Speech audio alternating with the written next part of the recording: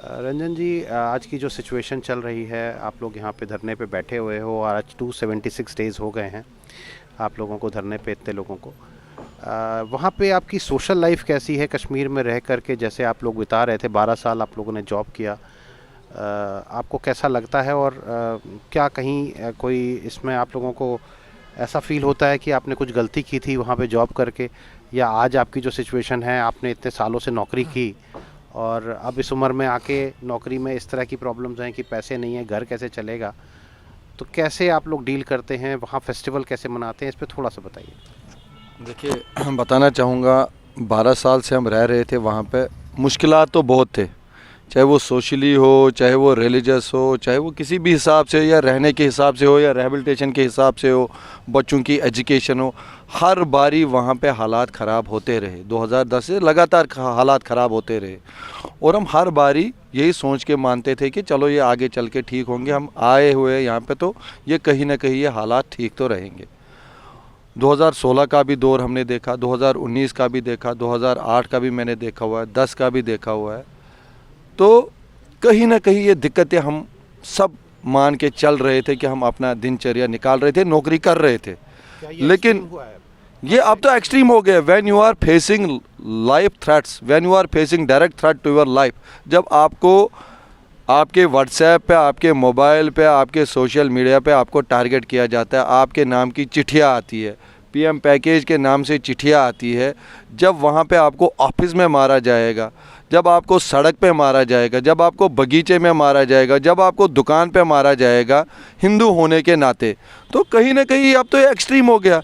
90 में तो हम इसीलिए भाग के आए थे, उस समय भी एक्सट्रीम हुआ था। हमारी सोशल डेथ हो गई थी वहाँ पे, सोशल लाइफ हमारी कट हो गई थी। अब देखिए सरकार क्या बोल रही है, हम आपको एक क्लस्टर में रखेंगे। वो क्लस्टर इनके पास अभी तैयार नहीं है।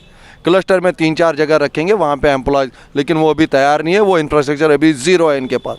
फिर आपके बच्चों की स्कूलिंग, फिर आपका ट्रांसपोर्ट, मतलब मुझे वहाँ पे सिक्योरिटी के बगैर चलना नहीं है।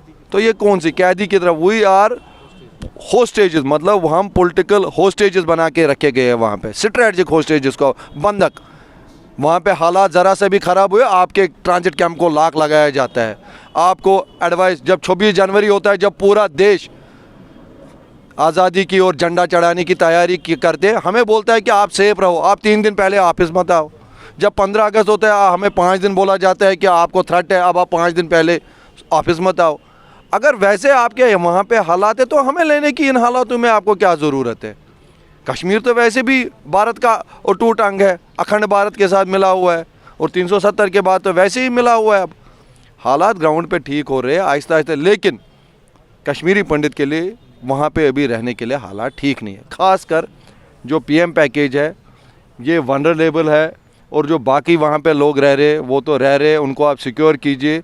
जो वहाँ पे मर्ज़ी से रह रहे उनको सिक्योरिटी दे दीजिए, तहफ़्फ़ुज़ दीजिए। लेकिन इनके पास आपको लेने का अभी कोई प्लान नहीं है, कोई आपके पास इंफ्रास्ट्रक्चर नहीं है, कोई कंक्रीट पॉलिसी नहीं है। हम तो बोलते हैं आप बता दो, हम सुबह जाएंगे। यही तो हम पूछना चाहते हैं। अगर आपके पास है, ये जो लोग हैं, ये जो मुस्लिम लोगों के घरों में अभी तक रह रहे थे, मेजॉरिटी कम्युनिटी रखा था उन्होंने अभी तक, ये ऐसा नहीं है कि हम नहीं रह रहे थे। 4-4.5 हज़ार लोग तो मुसलमानों के घरों में रह रहे थे अभी तक, ये दिन तो निकाल। लेकिन कहीं ना कहीं उनको भी एक्सटर्नल इंटरनल थ्रेट्स आई है, इनको निकाल दीजिए। जब आप किसी मुस्लिम के घर के बाहर सिक्योरिटी लगा देते हो या उनसे इसकी इंक्वायरी करते हो आने समय जाने समय, वो तो खुद वनरेबल बन जाते हैं। वो तो चाहेंगे नहीं आप इस मुसीबत को वहाँ पे रखो, क्योंकि कल को अगर इसको कुछ होता है अल्टीमेटली लैंडलॉर्ड को भी ग्रिल किया जाएगा। तो वो कभी चाहेगा नहीं, क्योंकि वो 32 साल से यही चीज़ें तो देखता आ रहा है।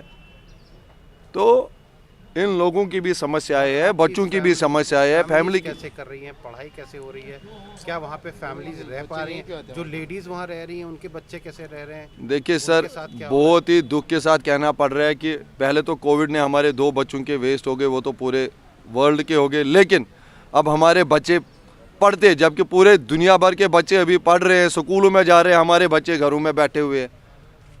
ना हम वहाँ पे उनको स्कूल डाल सकते हैं, ना हम यहाँ पे, क्योंकि हमें पता ही नहीं हमें क्या करना है। इस सरकार ने जो ये चुप्पी साधी है ना, उससे हमारे बच्चे भी सफ़र हो गए ना। हम उनको यहाँ पे एडमिशन करा लेते, कल को ये बोलेंगे उठो जी नहीं ज़बरदस्ती आपको वहीं पे जाना है। कुछ ना कुछ इनको वे आउट निकालना, क्योंकि हमारे बच्चे सफ़र हो रहे हैं, हमारी लेडीज़ है, बहनें हैं। इन हालातों में वो कैसे रहेंगे वहाँ पे? आपको सोचना चाहिए, इनके साथ छोटे छोटे बच्चे हैं, एटलीस्ट इनका तो सोचो, बच्चों का तो ख्याल करो। अल्टीमेटली जब इंसान नौकरी करता है वो किसके लिए करता है? अपने परिवार के लिए, अपने बच्चों के लिए, बच्चों का भविष्य बनाए। वो भविष्य वहाँ पे अभी फ़िलहाल ज़ीरो हमें नज़र आता हुआ दिख रहा है, क्योंकि इनके पास कोई पॉलिसी नहीं है इस कश्मीरी पंडित को कैसे रिहेबिलिटेट करे। देखो हमारे पास, मैं अभी 10x6 के कमरे में रह रहा हूँ, 10x6, 60 स्क्वायर फुट में मेरी फैमिली को रहना है। क्या ये पॉसिबल है 60 स्क्वायर फुट में मेरी फैमिली सर्वाइव करेगी? इन्होंने आज तक 12 सालों में कुछ किया ही नहीं। अगर किया होता 5,000, 1,000, 4-5 जगह पे 1,000, तो कहीं ना कहीं इस एम्प्लॉय को कॉन्फिडेंस होती ना, मैं एक सिक्योर कॉलोनी में हूँ, 1,000 लोग यहाँ पे रह रहे।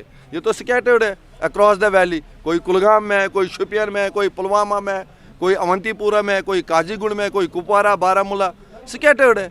कोई प्लान नहीं है इनके पास, इनको कैसे सुरक्षित रखा जाए और इनको कैसे वहाँ पे उनका रोज़गार जो है वो कैसे ठीक तरीके से चले, उनके बच्चों की एजुकेशन वहाँ पे कैसे हो, क्योंकि ultimately this is a rehabilitation plan जिसको एक्सपेरिमेंट किया गया था, लेकिन ये फेल हो चुका है। इनको मानना चाहिए फेल हो चुका है। इसको नई दिशा देने की ज़रूरत है, इसमें थोड़े नए चीज़, नए इम्प्रूवमेंट्स करने की ज़रूरत, तब जाके ये रिहेबिलिटेशन, अगर ये 4-5 हज़ार लोग बसते हैं वहाँ पे प्रॉपरली सिक्योरली, अगर एक भी किलिंग होती है ना, ये पूरी कम्युनिटी की रिहेबिलिटेशन को एक सेटबैक मिलता है। फिर हम तो बोल रहे हैं कल को अगर एक और किलिंग होगी तो ये सरकार उस समय क्या जवाब देगी? हम इनको बोलते हैं फ़िलहाल हमें जो डे 1 से डिमांड है, फ़िलहाल आप हमें यहाँ पे अटैच कीजिए, यहाँ से सेवाएं लीजिए, जबकि सारे ऑफिस आजकल ई ऑफिस है। कोविड के दौर में भी हमारे एम्प्लॉयज़ ने 2-2 साल वहाँ पे काम किया, ऑनलाइन मोड में काम किया और अच्छे तरीके से किया। आज भी हम कर सकते हैं, सक्षम है हम। और हमारे यहाँ पे माइग्रेंट ऑफिस है, 25,000 एम्प्लॉयज़ हमारे थे जब 1990 में पलायन हुआ था, तो आज वो घट के तो कुछ हज़ार हो गए। वहाँ पे आप 19,000, 20,000 लोगों को तो उन ऑफिस में एडजस्ट कर सकते हो, चाहे हमारा एजुकेशन हो, हेल्थ हो, सोशल रिलीफ एंड रिहेबिलिटेशन का ऑफिस हो। यहाँ पे तो आप इतनी नियुक्तियाँ फिल कर सकते हो हमारे लोगों से, तो क्यों नहीं कर रहे हो? हम आप अपना जो कम्युनिटी है ये डिप्राइव हो गए 32 साल से, इनका काम करेंगे। वहाँ पे आप त्यौहार कैसे मनाते हो? देखिए सर, त्यौहार की क्या, जब भी त्यौहार होता है, दिवाली हो, शिवरात्रि हो, कोई भी बड़ा फेस्टिवल हो, 4 दिन, 5 दिन, हफ्ते, 10 दिन पहले हमें परेशानी लगती है, अभी डीडीओ छुट्टी देगा कि नहीं, उसका मूड देखना, फिर लीव सैंक्शन करानी। छुट्टी तो मिल ही जाती थी हमें, ऐसा नहीं है छुट्टी नहीं मिलती थी, छुट्टी मिलती थी, लेकिन वहाँ पे हमने कोई से फेस्टिवल नहीं मनाया। या अगर किसी की मृत्यु होती है, जन्म होता है, वो परिवार हमारा जम्मू में है, देखो ना हमारे फैमिली जम्मू में है। ये उस समय 2010 में एक घर में से एक को उठा के नौकरी आपने दे दी, इससे थोड़ी होता है कि रिहेबिलिटेशन हो गई। मेरा परिवार तो जम्मू में है, मेरी सोशल लाइफ तो जम्मू में है, मरना जीना वो तो सब जम्मू में, मेरे माँ बाप जम्मू में, ये कौन सा रिहेबिलिटेशन है? इसलिए वहाँ पे इसमें भी एक अपडेट है थोड़ा सा, मैं थोड़ा और अपडेट करने देता हूँ। जब ये पैकेज आया, ये return and rehabilitation of Kashmiri migrants आया, आप वर्ड्स को समझ लीजिए। कश्मीरी माइग्रेंट्स के लिए जब वर्ड आया तो इसमें क्या हुआ कि मैक्सिमम, अब आपने एग्ज़ाम दिया, क्वालिफिकेशन जैसा होना था ना, जो इसका सिलेक्शन प्रोसेस था वो एज़ यूजुअल हर किसी के लिए था। इसमें हर कोई कम्युनिटी थी जो माइग्रेंट हुई थी 89 में। अब इसमें अगर मेजॉरिटी कश्मीरी पंडित आ गया तो ये कश्मीरी पंडित का पैकेज नहीं बना, क्वालिफाई कश्मीरी पंडित ने मैक्सिमम किया, तो इसको कश्मीरी पंडित के लिए पैकेज ना कहिए। क्योंकि अगर आप 4200 कश्मीरी पंडित को वहाँ ले जाते हैं और उसको बोलते हैं ये रिहेबिलिटेट हो गया, तो ये इनजस्टिस है जो यहीं पे है, जिनका सारा एसेट्स कश्मीर में ही पड़ा है, उनके लिए भी तो कोई प्लान आना चाहिए। फिर मेरी सिविल सोसाइटी जब मेरे साथ नहीं होगी तो उसके रिजल्ट्स आपने सुने कि जो रंजन जी ने कहा हम कोई भी त्यौहार नहीं मना पाते। मनाऊँ किसके साथ? त्यौहार तो अपनी सोसाइटी के साथ मनाया जाता है। तो जब मेरी सोसाइटी साथ में नहीं, मैं किसके साथ त्यौहार मनाऊँगा? मेरा बच्चा जब पढ़ने जाएगा स्कूल में तो कहीं ना कहीं थोड़ा एक बहुत सारे इश्यूज आते ही है which can not be spoken openly, but we feel that, we have seen that changes. It is not against कि कोई गलत कर रहा है, सही कर रहा है, लेकिन जो हमारे साथ हो रहा है वो गलत हो रहा है एट प्रेजेंट, और इसे साई ऑफ रिलीफ दिया जा सकता है। यह गवर्नमेंट कैपेबल है, कर सकती है, बहुत अच्छे काम कर सकती है। आप हमारे साथ बैठिए, फीडबैक हमारे समझ लीजिए। हमेशा पॉलिसी मेकर्स ऊपर से इसको देखते हैं, ऊपर टॉप रूम से इन्हें देखते हैं, वो बोलते हैं नीचे सब जो चल रहा है ठीक चल रहा है। ऐसा नहीं है। आप जब ग्राउंड रियलिटी को अपने अपैरेटस रियलिटी से मैच करते हैं, वो हकीकत है, और उस पर जब काम किया जाता है तो एक प्रॉपर पॉलिसी बन पाती है। अदरवाइज पॉलिसीज़ में हमेशा इशू रहते हैं, वही हम उनसे ऑडियंस चाहते हैं।